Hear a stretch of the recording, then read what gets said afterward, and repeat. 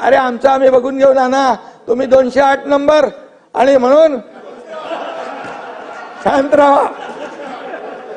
आम्ही एकच सांगतो, हे शिवाजी महाराजांच्या आदर्शावर चालणारं हे सरकार आहे आणि म्हणून या राज्यामध्ये शिवाजी महाराजांचा अपमान किंवा या छत्रपती संभाजी महाराजांचा अपमान बिलकुल सहन करणार नाही।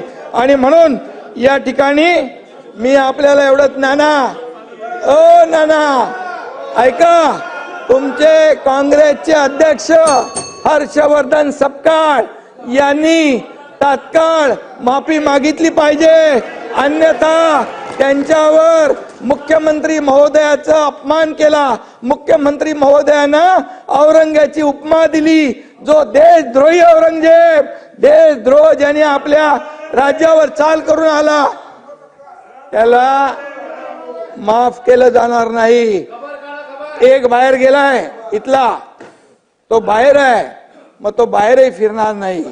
आणि म्हणून सांगतो आपल्याला, बोलताना तारतम्य बाळगून बोलायला सांगा। अरे तुम्ही ब्रिटिशांनी आक्रमण केलं, ब्रिटिशांच्या देखील खानाखुणा पुसून टाकल्या, स्वातंत्र्यानंतर तुमच्या सरकारने ते पुसून टाकलं पाहिजे होतं हे सगळं, पण मतांच्या लाचारीसाठी हे तुम्ही ठेवलं आणि म्हणून तोच आज कलंक लागला या महाराष्ट्राला।